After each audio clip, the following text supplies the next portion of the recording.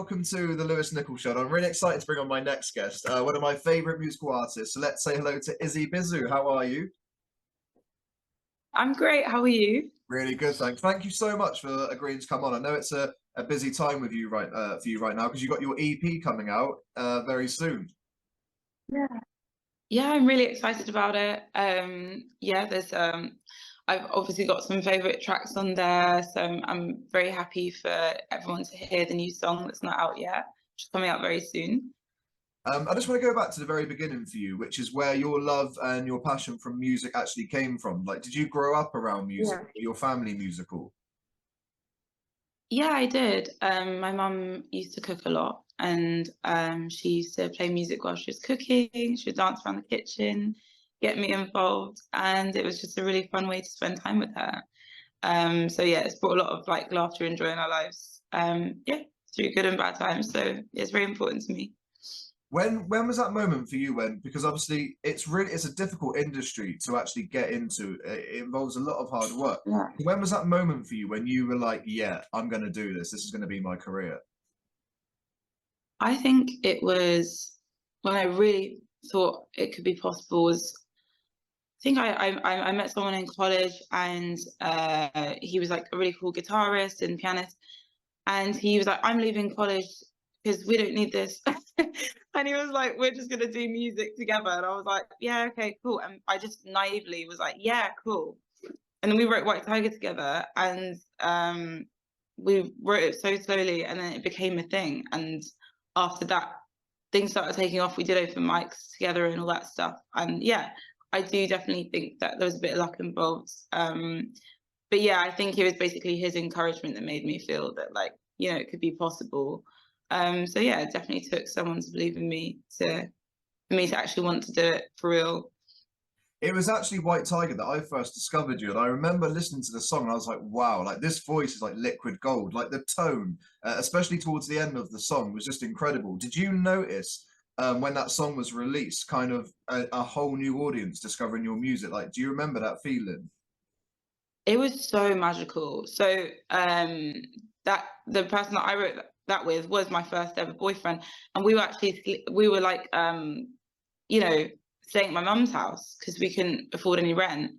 And so we lived there together. And I remember us waking up in the morning and opening the laptop and just seeing the views go up. And we were like, what? And we were like, wait, we were just doing this for fun. It was like a school project that we had to hand in at the end of the year after we left school. And so we were just like so surprised and just didn't see it coming at all. Yeah, and it was just such an amazing feeling. We were just so happy that we connected with people. So yeah, it was a good feeling. Wait, that was a project that was for like school, college. Yes, it was. I remember because we went to music college together, and you know, like it was such a great college. Like I don't even know why we left because you know it's probably because of that college that we wrote that song. And so it's tech music school, you know, I'll plug them. They're great. And we had a songwriting teacher, and she said, pick a color, pick an animal, pick a thing to do. And I was like, I was sitting in my room, like white, tiger, roller coaster. And then I was like, okay. And then I remember like having a dream and then writing about that dream.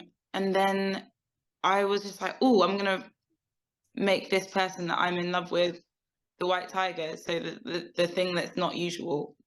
Because I was like, oh, he's quite unusual. So that, like a white tiger. And then he wrote the chords and then he jazzed his chords. And I was like, oh, da, da, oh, da, da. And over 6 months, we made sense of this school project and it became a thing. Yeah, and that's basically how it happened. So this is what I love because I love the song and so many other people, but to actually hear that story behind, you just wouldn't anticipate that that was the story behind such a classic song. It's amazing. Oh, Um, I'm glad you like it. The random one. you know, when it Yeah. comes to obviously for you songwriting and writing a track, how does that process work for you? Do you kind of like have a melody in your head and you record it on your phone? Like, how does that process actually work for you? You're quite right, actually. That happens a lot. So I could be on the train or on the plane, and I'm like recording random melodies on my phone, or there's no rules to it. Or sometimes I'll be in a room with like a group of people, and someone's on the bass, someone's on the drums, someone's playing the guitar, and I'm jamming with a microphone and just seeing what comes out, hit record, you know, and then some of it will be great, some of it might not be great. We delete bits we don't like, and then we make sense of the sounds and the noises we're making, and then turn it into a song. And sometimes it's as simple as just sitting on a piano and writing, or on a guitar. So I don't really like to have any rules with like how I do stuff, because it becomes quite stagnant if you only do things one way. So it's good to mix it up a bit. You know, for you as an artist, I wanted to ask, when it comes to writing a song, you obviously have an emotional connection to that track because Yeah. you've created this, you've written it. So when it comes to actually putting it out there for everybody to hear, is that a daunting experience? Because I assume for you, like that track's kind of your baby. Like you've wrote this, you've grown the track, and then you're putting it out there for us to hear. Oh yeah, it's I would describe it as, it's funny because the one song was like a school project. I still feel like it's like exam result day or something when I release a song. It's so scary and exciting all at the same time, because I'm just like, oh, I've just put everything into it. But nowadays I've got like a more healthy relationship with it. Before I would be like watching the views, like getting all weird. And now I'm just like, well, this is the piece of me and everything's out of my control. And I hope, all I can hope is it really connects with somebody, and that's why I did it. So yeah, it's just a piece of me that's out there, and you know, I'll be grateful if people enjoy it, or that it makes them feel better in some way. Do you know what's great with you as an artist as well? So, like following your music, when it comes to interviewing people, sometimes like an artist, they might they might come on and say that during the peak times during the charts, like they liked that time, but it wasn't really for them. They didn't feel connected as an artist, and when they go independent, they feel kind of authentic and their true self. But with all of your music from the start to now, it comes across so authentic, and it comes across that as an artist, you're very content with that, and there's been no change. I mean, is that how you feel? Yeah, if I'm totally honest with you, I've gone through like highs and lows and explored different sounds and all that type of thing, and second question myself. I think a lot of musicians can agree that we all do that. And but yeah, I do try to write about things that I know and people that inspire me. Sometimes I write to make myself feel better, or I'm really happy and I want to write about it. So yeah, no, it has been authentic, well, as authentic as I can get. But yeah, it's enjoyable. You talked about people who inspire you. When you look at other musicians and other artists, is there anybody that you kind of look up to in the music industry or Yeah, inspires you? And who are they? I absolutely adore Celeste. I just think she's amazing, and she's just so I just find her so intriguing, and I like the vulnerability in her lyrics and in her voice, and I feel like she's having a conversation, and I think that's probably, for me, I find artists like that very powerful. And yeah, I just feel like I really relate to her. I don't know her as a person. I bumped into her once in BBC, and I just actually had this presence, and I just, before I even knew she was a thing, and then 2 weeks later I hear a song and I'm like, well, that's so cool. So I really like her. And then I'm inspired by lots of other artists. I love Andre 3000. I love Mac Miller, bless him. Um, I like, yeah, lots of artists. SZA, I love her. She's cool. Yeah. You've also supported a lot of really kind of big names, like some of the biggest in the music industry. I know Sam Smith is one Oh that yeah. Oh my God. Yeah.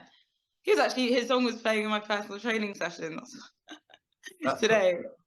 But I Yeah. mean, for you, what's that like? Because obviously, when you go on stage to support, you've got all of these fans that are there for an artist. And then for you, it's kind of like your chance to say, hey, everyone, this is who I am. This is what I'm about. I hope you enjoy it. So not only are you getting to work with some influential people, but what's that experience like actually supporting an artist and getting the opportunity to connect with the audience? I've been so lucky, and I've always supported other artists that have such a nice audience. And I'm not just saying that, that sounds like I'm being fake, but like honestly, like this, they're always just so sweet. The type of people that listen to Sam Smith or the other guys that I've worked with are always they're so willing to like listen and stuff. And yeah, they're a very wholesome crowd. And so that's kind of my vibe. So yeah, they were very receptive, and him himself, he's a really nice and a very funny human being. Like he has a really good sense of humor, and I think that made the tour really enjoyable. You know, he didn't take things too seriously, and I was like, wow, he's put on this really amazing show, and he's just like cracking up backstage, and I just think such a lovely feeling. So what's next for you now? Because I know we've got the EP out, that's actually out today. So what else is next for you? Because you've got this new EP. Can we expect a tour, some live shows? Like what's next now? So the EP is coming out, and I'm hoping to do lots of gigs around that. But I'm actually already working on my next album. Um, yeah, I'm Wow. doing a soul album. Yeah, I've actually been working on it for a second. So yeah, not just pulling out of nowhere. Little hard drive, there you go. Yeah, so I'm really excited about that too. I think this EP is a bridge between you know, everything I'd been through before and now. You know, I was only a teenager when I did my first album, and you know, I was coming of age on this EP, and then this is, yeah, I think you're going to see many sides on the EP and the new project. Did you say the album's going to be a soul album? Yes. Yeah, I'm looking forward to that. Soul music. Everyone's been asking me to make one, so I made one. It's what? Sorry. Everyone's been asking me to make one, so I just made one. I was like, bye. So I tried so many styles. I was like, you know what? Like, I just love soul. Obviously releasing an EP so close to Christmas, is that something you've ever done before? I mean, not everyone thinks it's always the best idea to do that. But you know what? Like, actually, I think it's a great idea, because this is me trying to, like, you know, find a reason. No, I think it's a great idea because Christmas time is a time where we have time off and everyone's just Yeah. listening to music all the time. There's always gonna be one person that's like, oh, not that Christmas song again. So please listen to my music or listen to the Christmas song. We'll be listening to yours, that's for sure. What do Okay. your family like think of your music? Like, do you ever walk in when you go and see your family and they've got your music on? Like, does that ever happen? Only when friends come round, if I'm honest with you. Or actually during Christmas, my mum is so cute, and she'll be like, she would like to my brother, and she'd be like, and this one, and this one, and he's like, all right, all right. And then and he's like secretly proud of me, but you know, like, I'm basically like his baby brother. Like, he treats me Yeah. like a boy. So he's like, yeah, all right, that's cool, that's cool. Like, you know, playing it low key. Yeah, they're very sweet. You know, my mum's incredibly sweet about it all, and she's awesome. Well, I'm excited to hear the new track and obviously the EP as well. And I'm really excited for Thank the you. soul album. So maybe people can put suggestions to you, and then we're going to end up with like a country album. We're going to end up with so many different sides. Tell me what you want, and I'll make it. I'll do my best. I love it. No, I love it when people get involved. You know, it's actually really helpful. And it's also like, yeah, like obviously I'm writing because I enjoy it, but it's also like you're the ones that have to listen to it. So, you know, Obviously, at the works both moment ways. on Spotify, it's come up obviously now with Wrapped, where it gives people their kind of lowdown on this year with music. I'm assuming you're Yeah. tagged in a lot of things where you're kind of in people's top artists on there. Oh, that is so sweet. Sometimes I can't even believe people go on there. I just think that is so nice. Yeah, I feel that's very kind. Yeah. Well, you're on mine Uh, as well. That's why, honestly, when Adam oh, kindly arranged this, I was so chuffed because genuinely, I to get the opportunity to interview an artist that I listen to a lot, I connect with your lyrics. So to actually get this oh. opportunity today for me was actually amazing. So thank you so much for coming on. Thanks for having me. I really enjoyed meeting you. Thank you. Thank you.